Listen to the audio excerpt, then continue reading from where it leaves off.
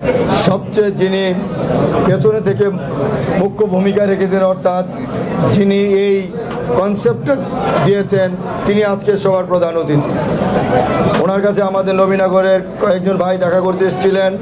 ওনারা প্রায় সকলেই ক্যাডার সার্ভিসের লোক।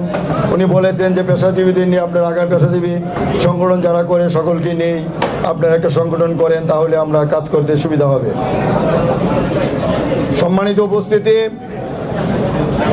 আমরা যারা আজকে এখানে উপস্থিত হয়েছি নিঃসন্দেহে সকলেই আমরা বৃহত্তর ব্রাহ্মণবাড়িয়ার তথা নবীনগর, বাঞ্ছারামপুর এই সকল অঞ্চলের উন্নয়ন চাই। আমরা চাই আমাদের মাতৃভূমি, যেখানে আমাদের জন্ম হয়েছে, যে মাটির সাথে আমাদের নারীর সম্পর্ক, সে মাটি উন্নয়ন হোক। সেখানে আমাদের যারা আত্মীয় স্বজনরা বসবাস করে তারা বিভিন্ন সুযোগ সুবিধা পাক, সেই পথগুলিকে করে দেওয়ার লক্ষ্যেই আমরা ঐক্যবদ্ধ হয়েছি। আপনারা জানেন বাঞ্ছারামপুর এবং নবীনগরকে আমি এভাবে মূল্যায়ন করতে চাই, একই মায়ের যমজ বোনের মতো একে অপরে খুব কাছাকাছি আছে। নবীনগর বাঞ্ছারামপুরের উন্নয়ন করতে গেলে যেমন নবীনগরকে সাথে নিতে হবে, নবীনগর উন্নয়ন করতে গেলে বাঞ্ছারামপুরকে সাথে নিতে হবে।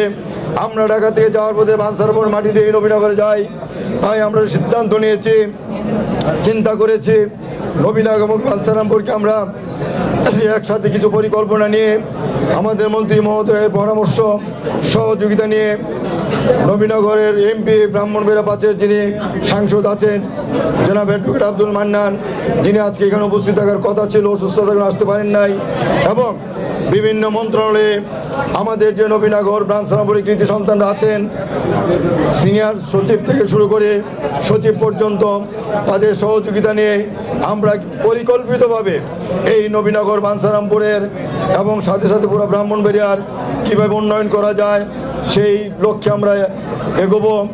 সেটাকে সামনে রেখেই আমরা আজকে এখানে সমবেত হয়েছি, ঐক্যবদ্ধ হয়েছে।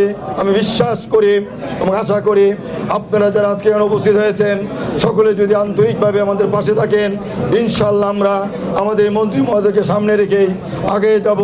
এই বলে আমি আমার বক্তব্য শেষ করছি। সবাই ভালো থাকুন, সুস্থ থাকুন, মহান আল্লাহ পাক আমাদের সকলে কল্যাণ করুক।